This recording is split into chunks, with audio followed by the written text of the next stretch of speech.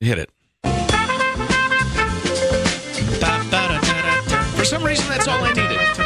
The idiot story yesterday about the banning of drop-side cribs because 3 kids a year are killed in America by these cribs, right?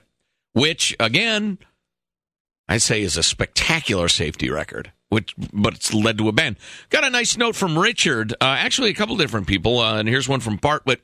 Richard says, Thursday's show is great. The rant about the crib recall because of 30 babies in the last 10 years, very much on point. We all agree any infant death is a tragedy, but there's got to be some sense made in making these types of decisions. Again, it's the systematic substitution of what sounds good for what works. That's modern America. According to the American Lung Association, this number might be a little high. There's probably a lot of truth to it. They say 10% of all infant deaths are caused by smoking in the U.S. It affects the baby's lungs, and a lot of infant death is respiration related. Well, what would that number be? What would be the raw number on that? Well, now, I've got some raw numbers that Bart was kind enough to send along. It's a hell of a lot bigger than 3, I'm guessing, which is the per-year death for drop-side cribs. The total number of deaths, these numbers are actually several years old, but it's from the 2000s. Average number of infant deaths is 28,034. So they think 10% of that? Yeah, so about 2,800. Compared to 3 for drop-side cribs? Yes, yeah. Just a little comparison. Which, again, statistically is about 0 for drop-side cribs, since pretty much everybody that's got a baby's using one. And your baby's in it every day. Right. And you're raising it up and down. Yeah. So, I mean... it's a mechanism. It's a machine. Your child is around all the time. And it's almost foolproof.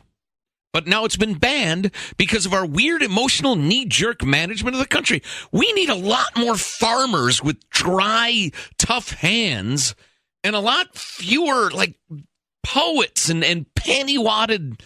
I don't know even how to describe you people who have personal experience and the practical experience and practical knowledge play no role in the way you approach life. It's just what sounds good and makes you feel good. Doesn't matter if it works, as long as it makes you feel enlightened. Anyway, so 20% of infant deaths are caused by congenital anomalies.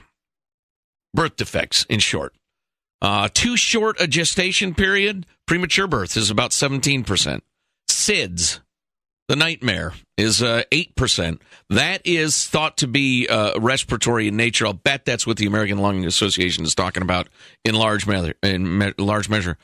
Complications of pregnancy is 6%. Placental problems, 3.5%. Unintentional injury is, the total's about 3%, but that includes everything.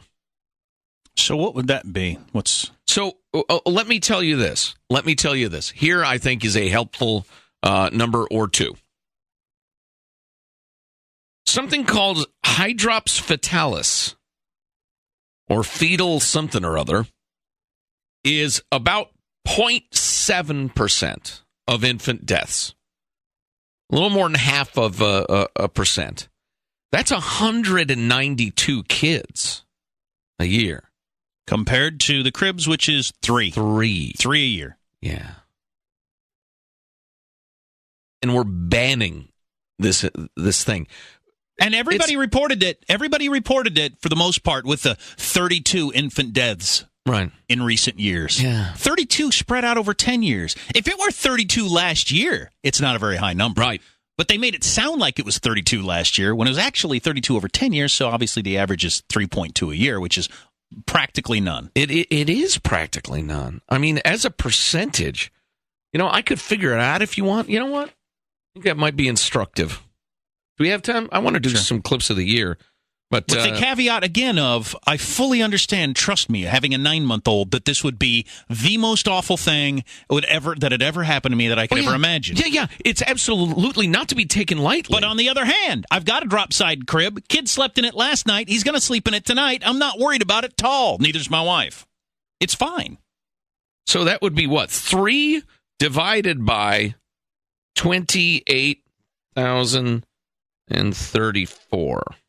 Using your iPhone calculator? Yeah, it's 0.0001.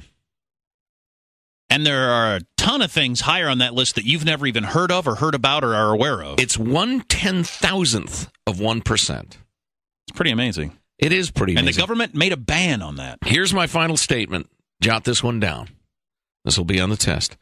It's not to be taken lightly. It's to be taken logically. Ah, that's good. That's good. That might be your quote. You know, you're always wanting to have your quote. Oh, if only. If only. I want to be quoted in future generations, Marshall. It's really my only wish. And so if you were trying to... Well, other than health and happiness for my children, et cetera, et cetera. But we're talking life's purpose. If you were trying to design a crib and you could get it down to, what was that point, whatever you said? 1/10,000th of 1%. If you could get it down to 1/10,000th of 1% of all infant deaths per year, you'd think, wow, I have really invented a safe crib. Boy, yeah, it's a mechanism that people can use. It makes it very easy, and it's practically impossible for a kid to get hurt. Now the government has banned it because that's what they do. It's a symptom. But I know it's a symptom. If we can define the disease, we're that much closer to curing it. But everybody doesn't feel that way. I talked to somebody last night who doesn't feel that way. They are so happy that the government stepped in and did that. They're illogical. That's my opinion.